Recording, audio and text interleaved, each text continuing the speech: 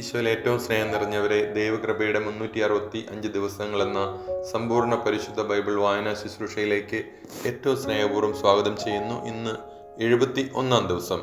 1 Samuel 13 മുതൽ 16 വരെയുള്ള അധ്യായങ്ങൾ നമ്മൾ വായിച്ച് ധ്യാനിക്കുന്നു. രാജാവായ സാവൂൾ തിരസ്കൃതനാകുന്നതും ദൈവകൽപ്പന ലംഘിക്കുന്നതും തുടർന്ന് ദാവീദിനെ രാജാവായി അഭിഷേകം ചെയ്യുന്ന ഭാഗമെല്ലാമാണ് നമ്മൾ ഈ വചനത്തിൽ വായിച്ച് ധ്യാനിക്കുക. പരിശുദ്ധാത്മാവിന്റെ വലിയ നിറവാൽ ഈ ജീവന്റെ വചനം നമുക്ക് വായിച്ച് ധ്യാനിക്കാം. ദൈവം നമ്മളെല്ലാവരെയും സമൃദ്ധമായി അനുഗ്രഹിക്കട്ടെ.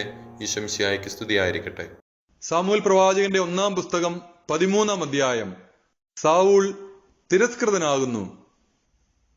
രാജാവാകുമ്പോൾ സാവൂളിന് ഇത്ര വയസ്സുണ്ടായിരുന്നു. അവൻ ഇത്ര വർഷം ഇസ്രായേലിനെ ഭരിച്ചു. സാവൂൾ ഇസ്രായേലിൽ നിന്ന് 3000 പേരെ തിരഞ്ഞെടുത്തു. 2000 പേർ അവനോടൊത്ത് മിക്മാഷിലും ബഥേൽ മലനാട്ടിലും നിന്നു. 1000 പേർ ജോനാഥനോടുകൂടെ ബെഞ്ചമിന്റെ ഗെബയാ ദേശത്തും ആയിരുന്നു. ശേഷിച്ചവരെ അവരവരുടെ കൂടാരങ്ങളിലേക്ക് അയച്ചു. ഗേബായിലുള്ള ഫിലിസ്ത്യരുടെ കാവൽ സൈന്യത്തെ ജോനാഥൻ പരാജയപ്പെടുത്തി. ഫിലിസ്ത്യർ അതറിഞ്ഞു. ഹെബ്രായർ കേൾക്കട്ടെ എന്ന് പറഞ്ഞ് സാവൂൾ രാജ്യമൊട്ടുക്ക് കാഹളം മുഴക്കി. സാവൂൾ ഫിലിസ്ത്യരുടെ കാവൽ ഭടന്മാരെ പരാജയപ്പെടുത്തിയെന്നും ഫിലിസ്ത്യർ തങ്ങളെ വെറുക്കുന്നുവെന്നും ഇസ്രായേലിയർ അറിഞ്ഞു. അതിനാൽ അവർ ഗിൽഗാലിൽ സാവൂളിന്റെ അടുക്കൽ വന്നുകൂടി. ഫിലിസ്ത്യർ ഇസ്രായേലിനോട് യുദ്ധം ചെയ്യാൻ സൈന്യത്തെ ഒരുമിച്ച് കൂട്ടി. 30,000 രഥങ്ങൾ, 6,000 കുതിരപ്പടയാളികൾ, കടൽ തീരത്തെ മണൽത്തിരി പോലെ എണ്ണമറ്റ കാലാൾപ്പട. അവർ ബത്താവാന് കിഴക്കുള്ള മിക്മാഷിൽ കൂടാരമടിച്ചു. അപകടസ്ഥിതിയിലാണെന്ന് മനസ്സിലായപ്പോൾ ഇസ്രായേലിയർ ഗുഹകളിലും മാളങ്ങളിലും പാറക്കെട്ടുകളിലും ശവകുടീരങ്ങളിലും കിണറുകളിലും ഒളിച്ചു. ചിലർ ജോർദാൻ നദി കടന്ന് ഗാദിലും ഗിലയാദിലുമെത്തി. സാവൂൾ ഗിൽഗാലിൽ തന്നെ ഉണ്ടായിരുന്നു. അനുയായികളാകട്ടെ ഭയചകിതരുമായിരുന്നു. സാവൂൾ സാമുവേലിന്റെ നിർദ്ദേശമനുസരിച്ച് 7 ദിവസം അവനുവേണ്ടി കാത്തിരുന്നു. എന്നാൽ അവൻ ഗിൽഗാലിൽ വന്നില്ല. അതിനാൽ ജനം സാവൂളിനെ വിട്ടുപിരിയാൻ തുടങ്ങി. സാവൂൾ പറഞ്ഞു, ദഹനബലിക്കും സമാധാന ബലിക്കുമുള്ള വസ്തുക്കൾ എന്റെ അടുത്ത് കൊണ്ടുവരുവിൻ. എന്നിട്ട് അവൻ തന്നെ ദഹനബലി അർപ്പിച്ചു. ദഹനബലി അർപ്പിച്ചു കഴിഞ്ഞപ്പോൾ സാമുവേൽ വന്നെത്തി. അവനെ അഭിവാദനം ചെയ്ത് സ്വീകരിക്കാൻ സാവൂൾ പുറത്തേക്ക് ചെന്നു. നീ എന്താണ് ചെയ്തത്? സാമുവേൽ ചോദിച്ചു. സാവൂൾ പറഞ്ഞു, ജനങ്ങൾ എന്നെ വിട്ട് ചിതറിപ്പോകുന്നതും നിശ്ചിത ദിവസമായിട്ടും അങ്ങ് വരാതിരിക്കുന്നതും ഫിലിസ്ത്യർ മിക്മാഷിൽ ഒരുമിച്ച് കൂടുന്നതും ഞാൻ കണ്ടു. ഗിൽഗാലിൽ വെച്ച് ഫിലിസ്ത്യർ എന്നെ ആക്രമിക്കുന്നുവെന്നും കർത്താവിന്റെ സഹായം ഞാൻ അപേക്ഷിച്ചിട്ടില്ലല്ലോ എന്നും ഞാൻ ഓർത്തു. അതിനാൽ ദഹനബലി അർപ്പിക്കാൻ ഞാൻ നിർബന്ധിതനായി. സാമുവേൽ പറഞ്ഞു, നീ വിഡ്ഢിത്തമാണ് ചെയ്തത്. നിന്റെ ദൈവമായ കർത്താവിന്റെ കൽപ്പന നീ അനുസരിച്ചില്ല. അനുസരിച്ചിരുന്നെങ്കിൽ അവിടുന്ന് നിന്റെ രാജത്വം ഇസ്രായേലിൽ എന്നേക്കുമായി സ്ഥിരപ്പെടുത്തുമായിരുന്നു. എന്നാൽ നിന്റെ ഭരണം ഇനി ദീർഘിക്കുകയില്ല. കർത്താവിന്റെ കൽപ്പനകൾ നീ അനുസരിക്കായകയാൽ തന്റെ ഹിതാനുവർത്തിയായ ഒരാളെ അവിടുന്ന് തിരഞ്ഞെടുത്തിട്ടുണ്ട്. ജനത്തിന് രാജാവായിരിക്കാൻ അവിടുന്ന് അവനെ നിയോഗിച്ചു കഴിഞ്ഞു. സാമുവേൽ ഗിൽഗാലിൽ നിന്ന് ബെഞ്ചമിന്റെ ഗിബയായിലേക്ക് പോയി. 600ഓളം പേർ മാത്രമേ സാവൂളിനോട് കൂടെ അവശേഷിച്ചിരുന്നുള്ളൂ. സാവൂളും പുത്രൻ ജോനാഥനും ആ ജനങ്ങളും ബെഞ്ചമിന്റെ ഗേബാ ദേശത്ത് പാളയമടിച്ചു. ഫിലിസ്ത്യർ മിക്മാഷിലും കൂടാരമടിച്ചു. ഫിലിസ്ത്യരുടെ പാളയത്തിൽ നിന്ന് 3 സംഘങ്ങൾ കവർച്ചയ്ക്ക് പുറപ്പെട്ടു. ഒരു സംഘം ഷുവാൽ ദേശത്തെ ഓഫ്രായിലേക്ക് തിരിച്ചു. മറ്റൊന്ന് ബത്ഹോർണിലേക്കും മൂന്നാമത്തേത് മരുഭൂമിക്ക് അഭിമുഖമായി കിടക്കുന്ന സെബോയിം താഴ്വരയ്ക്ക് മുകളിലുള്ള അതിർത്തിയിലേക്കും പോയി. അക്കാലത്ത് ഇസ്രായേലിൽ ഒരിടത്തും കൊല്ലന്മാർ ഇല്ലായിരുന്നു. ഹെബ്രായർ വാളും കുന്തവും ഉണ്ടാക്കാതിരിക്കാൻ ഫിലിസ്ത്യർ മുൻകരുതലെടുത്തിരുന്നു. ഇസ്രായേലിയർക്ക് തങ്ങളുടെ കൊഴു, തൂമ്പ, കോടാലി, അരിവാൾ എന്നിവ മൂർച്ച വരുത്തുന്നതിന് ഫിലിസ്ത്യരുടെ അടുക്കൽ പോകേണ്ടിയിരുന്നു. കൊഴുവിനും തൂമ്പയ്ക്കും 2 ഷെക്കലും കോടാലിക്കും മുടിങ്കോലിനും 1/3 ഷെക്കലുമായിരുന്നു നിരക്ക്. യുദ്ധ ദിവസം സാവൂളിനും പുത്രൻ ജോനാഥനും ഒഴികെ മറ്റാർക്കും വാളോ കുന്തമോ ഉണ്ടായിരുന്നില്ല. ഫിലിസ്ത്യരുടെ കാവൽ സേന മിക്മാഷ് ചുരത്തിലേക്ക് നീങ്ങി. സാമുവേൽ പ്രവാചകന്റെ 1-ാം പുസ്തകം 14-ാം അധ്യായം. ജോനാഥാന്റെ സാഹസികത. ഒരു ദിവസം സാവൂളിന്റെ പുത്രൻ ജോനാഥാൻ ആയുധവാഹകനോട് പറഞ്ഞു, വരൂ, അക്കരെ ഫിലിസ്ത്യ സേനയുടെ പാളയം വരെ നമുക്കൊന്ന് പോകാം. എന്നാൽ ഇക്കാര്യം അവൻ പിതാവിനെ അറിയിച്ചില്ല. സാവൂൾ ഗിബെയായുടെ അതിർത്തിയിലുള്ള മിഗ്രാനിൽ മാതള നാരകത്തിന്റെ കീഴിലായിരുന്നു. അവനോടുകൂടെ ഏകദേശം 600 പടയാളികളാണ് ഉണ്ടായിരുന്നത്. അഹിത്തൂബിന്റെ മകൻ അഹിയായാണ് ഏഫോദ് ധരിച്ചിരുന്നത്. അഹിത്തൂബ് ഇക്കാബോദിന്റെ സഹോദരനും ഫിനെഹാസിന്റെ പുത്രനുമായിരുന്നു. ഷീലോയിൽ കർത്താവിന്റെ പുരോഹിതനായിരുന്ന ഏലിയുടെ പുത്രനാണ് ഫിനെഹാസ്. ജോനാഥാൻ പോയ വിവരം ജനം അറിഞ്ഞിരുന്നില്ല. ജോനാഥാൻ ഫിലിസ്ത്യ സൈന്യത്തിന്റെ നേരെ ചെല്ലാൻ നോക്കിയ വഴിയുടെ അപ്പുറവും ഇപ്പുറവും കടും തൂക്കായ ഓരോ പാറ ഉണ്ടായിരുന്നു. ഒന്ന് ബോസെസ്, മറ്റേത് സേനെ. ഒന്ന് മിക്മാഷിന് അഭിമുഖമായി വടക്കുവശത്തും മറ്റേത് ഗേബായ്ക്ക് അഭിമുഖമായി തെക്കുവശത്തും ഉയർന്നു നിന്നിരുന്നു. ജോനാഥാൻ ആയുധവാഹകനായ യുവാവിനോട് പറഞ്ഞു, വരിക, നമുക്ക് ഈ അപരിച്ഛേദിതരായ സൈന്യത്തിന്റെ നേരെ ചെല്ലാം. കർത്താവ് നമുക്ക് വേണ്ടി പ്രവർത്തിക്കാതിരിക്കുമോ? ആളേറിയാലും കുറഞ്ഞാലും കർത്താവിനെ രക്ഷിക്കാൻ തടസ്സമില്ലല്ലോ. ആയുധവാഹകൻ അവനോട് പറഞ്ഞു, അങ്ങയുടെ ഇഷ്ടം പോലെ, ഞാൻ അങ്ങയുടെ കൂടെ തന്നെയുണ്ട്. അങ്ങയുടെ ഇഷ്ടമാണ് എന്റേതും. ജോനാഥാൻ പ്രതിവചിച്ചു, നമുക്ക് അവരുടെ നേരെ ചെന്ന് അവരുടെ മുൻപിൽ പ്രത്യക്ഷപ്പെടാം. ഞങ്ങൾ വരുവോളം അനങ്ങിപ്പോകരുത് എന്ന് അവർ പറഞ്ഞാൽ മുൻപോട്ട് പോകാതെ നമുക്ക് അവിടെ തന്നെ നിൽക്കാം. കടന്നു വരുവിനെന്ന് പറഞ്ഞാൽ നമുക്ക് കയറി ചെല്ലാം. കർത്താവ് അവരെ നമ്മുടെ കയ്യിൽ ഏൽപ്പിച്ചിരിക്കുന്നു എന്നതിന് അതായിരിക്കും അടയാളം. അങ്ങനെ അവർ ഇരുവരും ഫിലിസ്ത്യ സേനയുടെ മുൻപിൽ പ്രത്യക്ഷപ്പെട്ടു. ഇതാ, ഒളിച്ചിരുന്ന ഗുഹകളിൽ നിന്ന് ഹെബ്രായർ പുറത്തു വരുന്നു എന്ന് ഫിലിസ്ത്യർ വിളിച്ചു പറഞ്ഞു. കാവൽ സൈന്യം ജോനാഥനെയും ആയുധവാഹകനെയും അഭിവാദനം ചെയ്തുകൊണ്ട് പറഞ്ഞു, ഇങ്ങോട്ട് കയറി വരുവിൻ, ഞങ്ങൾ ഒരു കാര്യം കാണിച്ചു തരാം. ജോനാഥൻ ആയുധവാഹകനോട് പറഞ്ഞു, എന്റെ പിന്നാലെ വരിക, കർത്താവ് അവരെ ഇസ്രായേലിന്റെ കരങ്ങളിൽ ഏൽപ്പിച്ചിരിക്കുന്നു. ജോനാഥൻ ഇഴഞ്ഞ് മുകളിൽ കയറി, ആയുധവാഹകൻ പിന്നാലെയും. കാവൽ സൈന്യം ജോനാഥന്റെ മുൻപിൽ വീണു. ആയുധവാഹകനാകട്ടെ ഓരോരുത്തരെയായി വധിച്ചു. ജോനാഥനും അവനും കൂടി നടത്തിയ ആ ആദ്യ സംഹാരത്തിൽ 1 ഏക്കർ സ്ഥലത്തിനുള്ളിൽ 20 പേരെ വധിച്ചു. പാളയത്തിലും പോർക്കളത്തിലും ജനങ്ങൾക്കിടയിലും അമ്പരപ്പുളവായി. കാവൽ സൈന്യവും കവർച്ചക്കാരും നടുങ്ങി, ഭൂമി കുലുങ്ങി, അതിഭയങ്കരമായ സംഭ്രാന്തി പടർന്നു.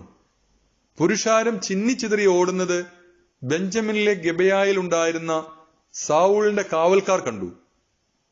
അപ്പോൾ സാവൂൾ തന്നോട് കൂടെ ഉണ്ടായിരുന്ന ജനത്തോട് പറഞ്ഞു, നമ്മുടെ കൂട്ടത്തിൽ നിന്ന് പോയത് ആരെന്നറിയാൻ എണ്ണി നോക്കുവിൻ.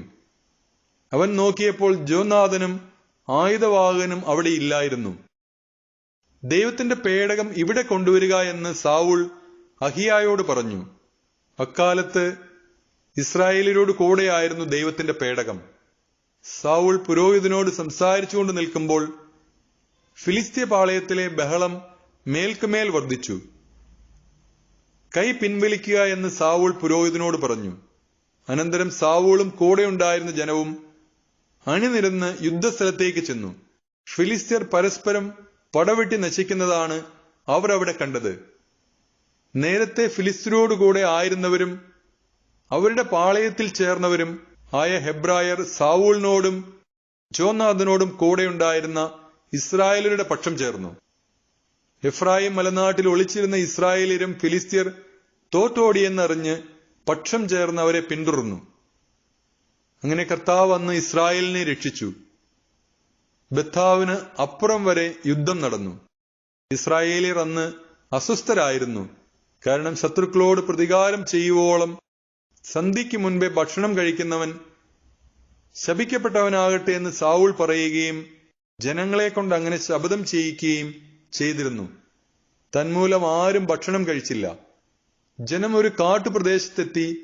അവിടെ തേൻ കട്ടകൾ നിലത്ത് വീണ് കിടപ്പുണ്ടായിരുന്നു. കാട്ടിൽ കടന്നപ്പോൾ തേൻ ഇറ്റിറ്റ് വീണത് അവർ കണ്ടു. എന്നാൽ ശപഥമോർത്ത് അവരാരും ഒരു തുള്ളി തേൻ പോലും കഴിച്ചില്ല. ജോനാഥാനാകട്ടെ തന്റെ പിതാവ് ജനത്തെക്കൊണ്ട് ശപഥം ചെയ്യിച്ച വിവരം അറിഞ്ഞിരുന്നില്ല. അതിനാൽ അവൻ കയ്യിലുണ്ടായിരുന്ന വടിയുടെ അഗ്രം തേൻകട്ടയിൽ മുക്കി അത് ഭക്ഷിച്ചു. ഉടനെ അവന്റെ കണ്ണ് പ്രകാശിച്ചു. അപ്പോൾ ഒരുവൻ വന്നു പറഞ്ഞു, ഇന്ന് എന്തെങ്കിലും ഭക്ഷിക്കുന്നവൻ ശപിക്കപ്പെട്ടവനാകട്ടെ എന്ന് നിന്റെ പിതാവ് ജനത്തെക്കൊണ്ട് ശപഥം ചെയ്യിച്ചിട്ടുണ്ട്. അവർ ക്ഷീണിച്ചുമിരിക്കുന്നു. ജോനാഥാൻ പ്രതിവചിച്ചു, എന്റെ പിതാവ് ഈ ദേശത്തെ കഷ്ടത്തിലാക്കിയിരിക്കുന്നു. അല്പം തേൻ കഴിച്ചപ്പോൾ എന്റെ കണ്ണ് തെളിഞ്ഞത് കണ്ടില്ലേ? ശത്രുക്കളിൽ നിന്ന് പിടിച്ചെടുത്ത ഭക്ഷണ സാധനങ്ങൾ ജനം വേണ്ടുവോളം ഭക്ഷിച്ചിരുന്നെങ്കിൽ എത്രയോ നന്നായിരുന്നു. ഫിലിസ്ത്യരെ എത്രയോ അധികം കൊന്നൊടുക്കുവാൻ സാധിക്കുമായിരുന്നു. അവർ ഫിലിസ്ത്യരെ മിക്മാഷ് മുതൽ അയ്യാലോൺ വരെ അനുധാവനം ചെയ്ത് സംഹരിച്ചു. ജനം അത്യധികം ക്ഷീണിച്ചിരുന്നു. അവർ കൊള്ളവസ്തുക്കളായ ആടുമാടുകളെയും കിടാക്കളെയും പാഞ്ഞു ചെന്ന് പിടിച്ച് നിലത്തടിച്ചു കൊന്ന് രക്തത്തോടെ ഭക്ഷിച്ചു. അവർ സാവൂളിനോട് പറഞ്ഞു, രക്തത്തോടുകൂടി ഭക്ഷിക്കിയാൽ ജനം കർത്താവിനെതിരെ പാപം ചെയ്തിരിക്കുന്നു. സാവൂൾ പറഞ്ഞു, നിങ്ങൾ അവിശ്വസ്തത കാണിച്ചിരിക്കുന്നു. വലിയ ഒരു കല്ല് എന്റെ അടുക്കൽ ഉരുട്ടിക്കൊണ്ടുവരുവിൻ. ഓരോരുത്തരും അവനവന്റെ കാളയെയോ ആടിനെയോ ഇവിടെ കൊണ്ടുവന്ന് കൊന്നു തിന്നാനും രക്തത്തോടുകൂടി ഭക്ഷിച്ച് കർത്താവിനെതിരെ പാപം ചെയ്യാതിരിക്കാനും നിങ്ങൾ എല്ലാ ജനങ്ങളോടും പറയുവിൻ. അന്ന് രാത്രി ഓരോരുത്തരും കാളകളെ കൊണ്ടുവന്ന് അവിടെ വെച്ച് കൊന്നു. സാവൂൾ കർത്താവിനൊരു ബലിപീഠമുണ്ടാക്കി. അവൻ പണിയിച്ച ആദ്യത്തെ ബലിപീഠമാണത്. സാവൂൾ പറഞ്ഞു, നമുക്ക് രാത്രിയിലും ഫിലിസ്ത്യരെ പിന്തുടർന്ന് പ്രഭാതം വരെ കൊള്ളയടിക്കുകയും സകലരെയും കൊന്നൊടുക്കുകയും ചെയ്യാം. അങ്ങേക്ക് ഉചിതമെന്ന് തോന്നുന്നത് ചെയ്യുക എന്ന് ജനം മറുപടി പറഞ്ഞു. എന്നാൽ പുരോഹിതൻ, നമുക്ക് ദൈവത്തോട് ആരായാമെന്ന് പറഞ്ഞു. സാവൂൾ ദൈവത്തോട് ചോദിച്ചു, ഞാൻ ഫിലിസ്ത്യരെ പിന്തുടരണമോ? അങ്ങ് അവരെ ഇസ്രായേലിന്റെ കരങ്ങളിൽ ഏൽപ്പിക്കുമോ? എന്നാൽ അവിടുന്ന് അവന് മറുപടി നൽകിയില്ല. സാവൂൾ കൽപ്പിച്ചു, ജനത്തിലെ പ്രമാണികളെല്ലാവരും അടുത്തു വരട്ടെ. ഇന്ന് ഈ പാപം എങ്ങനെ സംഭവിച്ചു എന്ന് അന്വേഷിച്ചറിയാം. ഇസ്രായേലിന്റെ രക്ഷകനായ കർത്താവാണേ, ഇത് ചെയ്തത് എന്റെ മകൻ ജോനാഥാൻ തന്നെയാണെങ്കിലും മരിക്കണം. ആരും ഉത്തരം പറഞ്ഞില്ല. അവൻ എല്ലാ ഇസ്രായേലിയരോടുമായി പറഞ്ഞു, നിങ്ങൾ ഒരു ഭാഗത്ത് നിൽക്കുവിൻ, ഞാനും എന്റെ മകൻ ജോനാഥാനും മറുഭാഗത്ത് നിൽക്കാം. നിന്റെ ഇഷ്ടം പോലെ ആവട്ടെ എന്ന് ജനം പറഞ്ഞു. സൗൾ അപേക്ഷിച്ചു, ഇസ്രായേലിന്റെ ദൈവമായ കർത്താവേ, ഇന്ന് അങ്ങയുടെ ദാസനോട് ഉത്തരം പറയാത്തതെന്ത്? ഈ പാപം എന്റേതോ എന്റെ മകൻ ജോനാഥന്റേതോ ആണെങ്കിൽ ഇസ്രായേലിന്റെ ദൈവമായ കർത്താവേ, അങ്ങ് ഉറീം കൊണ്ടും ഇസ്രായേൽ ജനത്തിന്റെ തെങ്കിൽ തുമ്മീം കൊണ്ടും അടയാളം കാണിക്കണമേ. ജോനാഥനും സാവൂളും കുറ്റക്കാരായി കാണപ്പെട്ടു. ജനം രക്ഷപ്പെട്ടു. സാവൂൾ പറഞ്ഞു, എന്റെയും എന്റെ മകൻ ജോനാഥാന്റെയും പേരിൽ കുറിയിടുവിൻ. കുറി ജോനാഥാന്റെ പേരിൽ വീണു. സാവൂൾ ജോനാഥനോട് ചോദിച്ചു, നീ എന്താണ് ചെയ്തത്? എന്നോട് പറയുക. ജോനാഥൻ പറഞ്ഞു, എന്റെ കയ്യിലുണ്ടായിരുന്ന വടിയുടെ അഗ്രം മുക്കി അല്പം തേൻ ഞാൻ രുചിച്ചു. ഞാനിതാ മരിക്കാൻ തയ്യാറാണ്. ജോനാഥാൻ, നീ വധിക്കപ്പെടുന്നില്ലെങ്കിൽ ദൈവം എന്നെ ശിക്ഷിക്കട്ടെ. അപ്പോൾ ജനം സാവൂളിനോട് പറഞ്ഞു, ഇസ്രായേലിന് വൻ വിജയം നേടിക്കൊടുത്ത ജോനാഥൻ മരിക്കണമെന്നോ? അത് പാടില്ല. കർത്താവാണേ സത്യം. അവന്റെ തലയിലെ ഒരു മുടി പോലും നിലത്ത് വീണുകൂടാ. അവൻ ദൈവേഷ്ടമാണ് ഇന്ന് പ്രവർത്തിച്ചത്. അങ്ങനെ ജനം ജോനാഥനെ രക്ഷിച്ചു. അവൻ വധിക്കപ്പെട്ടില്ല.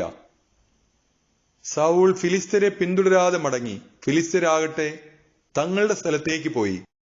ഇസ്രായേലിന്റെ രാജാവായതിനു ശേഷം മൊവാബ്യർ, അമ്മോന്യർ, എദോമ്യർ, സോബ രാജാക്കന്മാർ, ഫിലിസ്ത്യർ എന്നിങ്ങനെ ചുറ്റുമുള്ള ശത്രുക്കളോടെല്ലാം സാവൂൾ പൊരുതി. അവൻ ചെന്നിടങ്ങളിലെല്ലാം വിജയം വരിച്ചു. അവൻ അമലേക്കിരോടും വീറോടെ പൊരുതി ജയിച്ചു. ഇസ്രായേലിനെ കവർച്ചക്കാരുടെ കരങ്ങളിൽ നിന്ന് മോചിപ്പിച്ചു. സാവൂളിന്റെ പുത്രന്മാർ ജോനാഥനും ഇശ്വിയും മൽക്കിശ്വയുമായിരുന്നു.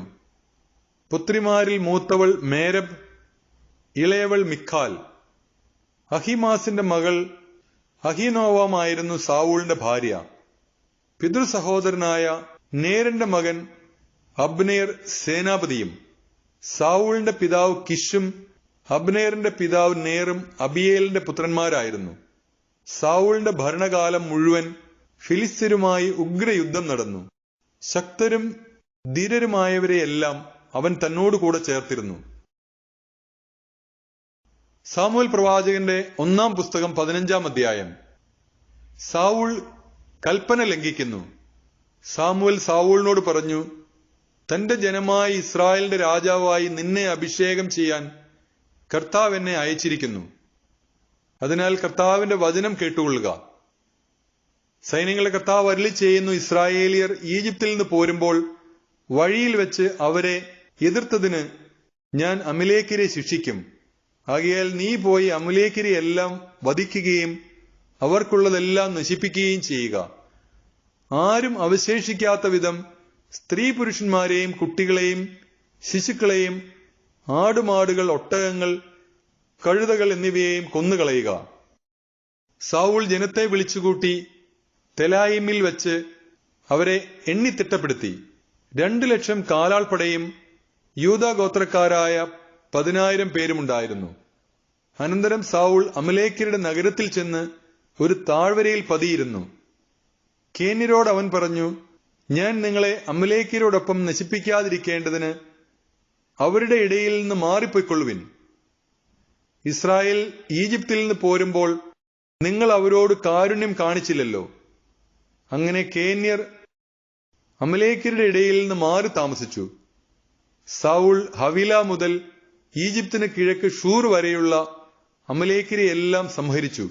അമലേക്യരുടെ രാജാവായ അഗാഗിനെ അവൻ ജീവനോടെ പിടിച്ചു. ജനത്തെ അപ്പാടെ വാൾനിരയാക്കി.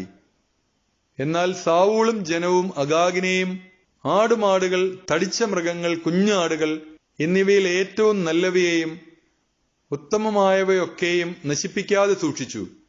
നിന്ദ്യവും നിസ്സാരവുമായവയെ അവർ നശിപ്പിച്ചു. കർത്താവ് സാമുവേലിനോട് അരുളി ചെയ്തു, സാവൂളിനെ രാജാവാക്കിയതിൽ ഞാൻ ഖേദിക്കുന്നു. അവൻ എന്നിൽ നിന്ന് അകലുകയും എന്റെ കൽപ്പനകൾ നിറവേറ്റാതിരിക്കുകയും ചെയ്തിരിക്കുന്നു.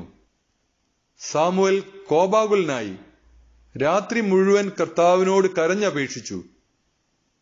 സാവൂളിനെ പ്രഭാതത്തിനു മുൻപേ കാണാൻ സാമുവേൽ നേരത്തെ എഴുന്നേറ്റു. എന്നാൽ സാവൂൾ കാർമലിലെത്തി തന്റെ തന്നെ വിജയസ്തംഭം നാട്ടിയിട്ട് ഗിൽഗാലിലേക്ക് മടങ്ങിപ്പോയെന്ന് സാമുവേലിന് അറിവ് കിട്ടി. അവൻ സാവൂളിന്റെ അടുത്തെത്തി. സാവൂൾ പറഞ്ഞു, അങ്ങ് കർത്താവിനാൽ അനുഗ്രഹീതനാകട്ടെ. ഞാൻ കർത്താവിന്റെ കൽപ്പന നിറവേറ്റിയിരിക്കുന്നു. സാമുവേൽ ചോദിച്ചു, എന്റെ കാതുകളിൽ മുഴങ്ങുന്ന ആടുകളുടെ നിലവിളിയും കാളകളുടെ മുക്രിയിടലും എന്താണ് അർത്ഥമാക്കുന്നത്? സാവൂൾ പ്രതിവചിച്ചു, ജനം അമലേക്യരിൽ നിന്ന് കൊണ്ടുവന്നതാണവ. നിന്റെ ദൈവമായ കർത്താവിന് ബലിയർപ്പിക്കാൻ അവർ ആടുകളിലും കാളകളിൽ നിന്ന് നല്ലത് സൂക്ഷിച്ചു. ശേഷിച്ചവയെ ഞങ്ങൾ നശിപ്പിച്ചു കളഞ്ഞു. നിർത്ത്, സാമുവേൽ പറഞ്ഞു. കർത്താവ് ഈ രാത്രിയിൽ എന്നോട് പറഞ്ഞതെന്തെന്ന് ഞാൻ അറിയിക്കാം. പറഞ്ഞാലും സാവൂൾ പ്രതിവചിച്ചു. സാമുവേൽ ചോദിച്ചു, സ്വന്തം ദൃഷ്ടിയിൽ നിസ്സാരനെങ്കിലും ഇസ്രായേൽ ഗോത്രങ്ങളുടെ നേതാവല്ലേ നീ? ഇസ്രായേലിന്റെ രാജാവായി കർത്താവ് നിന്നെ അഭിഷേകം ചെയ്തു. പിന്നീട് കർത്താവ് ഒരു ദൗത്യം ഏൽപ്പിച്ചുകൊണ്ട്, പോയി പാപികളായ അമലേക്യരെയെല്ലാം നശിപ്പിക്കുക, അവർ നശിക്കുന്നത് വരെ അവരോട് പോരാടുക എന്ന് നിന്നോട് പറഞ്ഞു. എന്തുകൊണ്ടാണ് നീ കർത്താവിനെ അനുസരിക്കാതിരുന്നത്? കവർച്ച വസ്തുക്കളുടെ മേൽ ചാടി വീണ് കർത്താവിന് അനിഷ്ടമായത് ചെയ്തതെന്തിനാണ്? സൗൾ പറഞ്ഞു, ഞാൻ കർത്താവിന്റെ വാക്ക് അനുസരിച്ചു. കർത്താവ് എന്നെ ഏൽപ്പിച്ച ദൗത്യം ഞാൻ നിറവേറ്റി. അമലേക്യ രാജാവായ അഗാഗിനെ ഞാൻ പിടിച്ചുകൊണ്ടുവന്നു. അമലേക്യരെ എല്ലാം നശിപ്പിച്ചു. എന്നാൽ നശിപ്പിക്കപ്പെടേണ്ട കൊള്ളവസ്തുക്കളിൽ ഏറ്റവും നല്ല ആടുമാടുകളെ നിന്റെ ദൈവമായ കർത്താവിന് ബലിയർപ്പിക്കാൻ ജനം ഗിൽഗാലിൽ കൊണ്ടുവന്നു. സാമുവേൽ പറഞ്ഞു, തന്റെ കൽപ്പന അനുസരിക്കുന്നതോ ദഹനബലികളും മറ്റു ബലികളും അർപ്പിക്കുന്നതോ കർത്താവിന് പ്രീതികരം. അനുസരണം ബലിയേക്കാൾ ശ്രേഷ്ഠം, മുട്ടാടുകളുടെ മേധസ്സിനേക്കാൾ ഉത്കൃഷ്ടം. മാത്സര്യം മന്ത്രവാദം പോലെ പാപമാണ്, മർക്കടമുഷ്ടി വിഗ്രഹാരാധന പോലെയും. കർത്താവിന്റെ വചനം നീ തിരസ്കരിച്ചതിനാൽ അവിടുന്ന് രാജത്വത്തിൽ നിന്ന് നിന്നെയും തിരസ്കരിച്ചിരിക്കുന്നു. സൗൾ പറഞ്ഞു, ഞാൻ പാപം ചെയ്തുപോയി. ജനത്തെ ഭയപ്പെട്ട് അവരുടെ വാക്ക് ഞാൻ അനുസരിച്ചു. കർത്താവിന്റെ കൽപ്പനകളെയും അങ്ങയുടെ വാക്കുകളെയും ലംഘിച്ച് ഞാൻ തെറ്റ് ചെയ്തു. അതിനാൽ എന്റെ പാപം ക്ഷമിക്കണമെന്നും കർത്താവിനെ ആരാധിക്കുന്നതിന് അങ്ങ് എന്നോട് കൂടെ വരണമെന്നും ഇപ്പോൾ ഞാൻ അപേക്ഷിക്കുന്നു. സാമുവേൽ പറഞ്ഞു, ഞാൻ നിന്നോടൊത്ത് വരില്ല. നീ കർത്താവിന്റെ വചനം തിരസ്കരിച്ചതിനാൽ ഇസ്രായേലിന്റെ രാജാവായിരിക്കുന്നതിൽ നിന്ന് നിന്നെയും അവിടുന്ന് തിരസ്കരിച്ചിരിക്കുന്നു. സാമുവേൽ മടങ്ങിപ്പോകാൻ തിരിഞ്ഞപ്പോൾ സൗൾ അവന്റെ മേലങ്കിയുടെ വിളുമ്പിൽ പിടിച്ചു നിർത്തി, അത് കീറിപ്പോയി. സാമുവേൽ പറഞ്ഞു, ഇന്ന് കർത്താവ് ഇസ്രായേലിന്റെ രാജത്വം നിന്നിൽ നിന്ന് വേർപെടുത്തി നിന്നേക്കാൾ ഉത്തമനായ ഒരു അയൽക്കാരന് കൊടുത്തിരിക്കുന്നു. ഇസ്രായേലിന്റെ മഹത്വമായവൻ കള്ളം പറയുകയോ അനുദപിക്കുകയോ ഇല്ല. അനുദപിക്കാൻ അവിടുന്ന് മനുഷ്യനല്ലല്ലോ. സൗൾ പറഞ്ഞു, ഞാൻ പാപം ചെയ്തുപോയി. എങ്കിലും ഇപ്പോൾ ജനപ്രമാണികളുടെയും ഇസ്രായേലരുടെയും മുമ്പിൽ എന്നെ ബഹുമാനിച്ച് അങ്ങയുടെ ദൈവമായ കർത്താവിനെ ആരാധിക്കാൻ എന്നോടൊത്തു വരണമേ. സാമുവേൽ അവനോട് കൂടെ പോയി.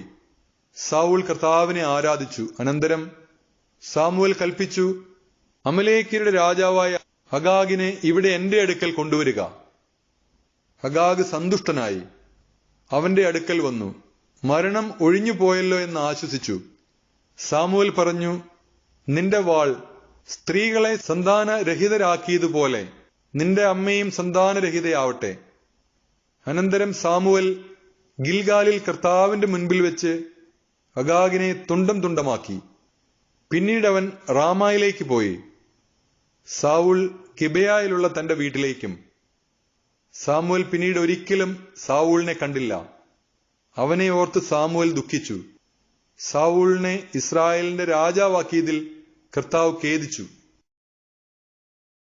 സാമുവേൽ പ്രവാചകന്റെ 1-ാം പുസ്തകം 16-ാം അധ്യായം. ദാവീദിന്റെ അഭിഷേകം. കർത്താവ് സാമുവേലിനോട് പറഞ്ഞു, ഇസ്രായേലിന്റെ രാജത്വത്തിൽ നിന്ന് സാവൂളിനെ ഞാൻ തള്ളിക്കളഞ്ഞിരിക്കുന്നു. അവനെ ഓർത്ത് നീ എത്ര നാൾ വിലപിക്കും? കുഴലിൽ തൈലം നിറച്ച് പുറപ്പെടുക. ഞാൻ നിന്നെ ബേത്ലഹേംകാരനായ ജെസ്സയുടെ അടുത്തേക്ക് അയക്കും. അവന്റെ ഒരു മകനെ ഞാൻ രാജാവായി നിശ്ചയിച്ചിരിക്കുന്നു. സാമുവേൽ ചോദിച്ചു, ഞാൻ എങ്ങനെ പോകും? സൗൾ ഇത് കേട്ടാൽ എന്നെ കൊന്നുകളയും. കർത്താവ് പറഞ്ഞു, ഒരു പശുക്കിടാവിനെ കൂടെ കൊണ്ടുപോവുക.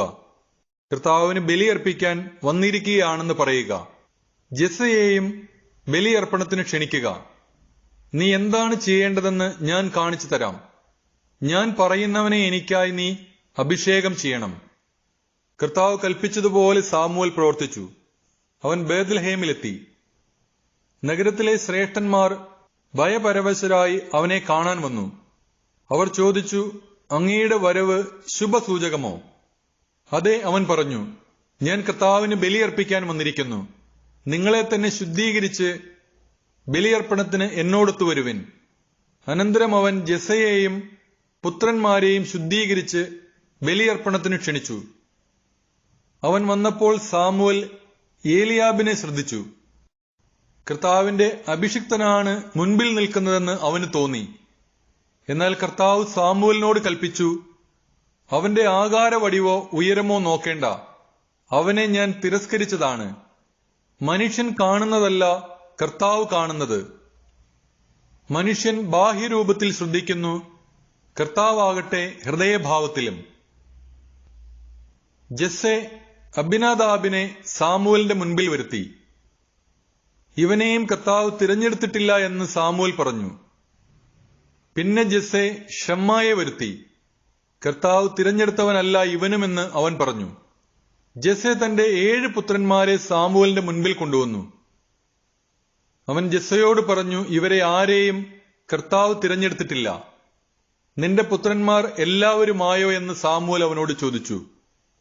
ഇനി ഇളയ മകനുണ്ട്, അവൻ ആടുകളെ മേയിക്കാൻ പോയിരിക്കുകയാണ്. അവൻ പറഞ്ഞു. അവനെ ആളയച്ചു വരുത്താൻ സാമുവൽ ആവശ്യപ്പെട്ടു. അവൻ വന്നിട്ടേ ഞങ്ങൾ ഭക്ഷണം കഴിക്കുകയുള്ളൂ എന്നും പറഞ്ഞു. ജെസ്സെ അവനെ ആളയച്ചു വരുത്തി. പവിഴ നിറവും മനോഹര നയനങ്ങളുമുള്ള അവൻ സുന്ദരനായിരുന്നു. കർത്താവ് കൽപ്പിച്ചു, എഴുന്നേറ്റ് അവനെ അഭിഷേകം ചെയ്യുക. തിരഞ്ഞെടുക്കപ്പെട്ടവൻ അവൻ തന്നെ. സാമുവൽ അവനെ സഹോദരന്മാരുടെ മുൻപിൽ വെച്ച് കുഴലിലെ തൈലം കൊണ്ട് അഭിഷേകം ചെയ്തു. അന്നു മുതൽ കർത്താവിന്റെ ആത്മാവ് ദാവീദിന്റെ മേൽ ശക്തമായി ആവസിച്ചു. സാമുവൽ റാമയിലേക്ക് പോയി. ദാവീദ് സാവൂളിനോടൊന്നിച്ച്. കർത്താവിന്റെ ആത്മാവ് സാവൂളിനെ വിട്ടുപോയി. അവിടുന്ന് അയച്ച ഒരു ദുരാത്മാവ് അവനെ പീഡിപ്പിച്ചു. സാവൂളിന്റെ ഭൃത്യന്മാർ അവനോട് പറഞ്ഞു, ദൈവം അയച്ച ഒരു ദുരാത്മാവ് അങ്ങയെ പീഡിപ്പിക്കുന്നു. ആകയാൽ കിന്നരം വായനയിൽ നിപുണനായ ഒരുവനെ അന്വേഷിക്കാൻ അങ്ങ് അടിയങ്ങൾക്ക് കൽപ്പന തരണം.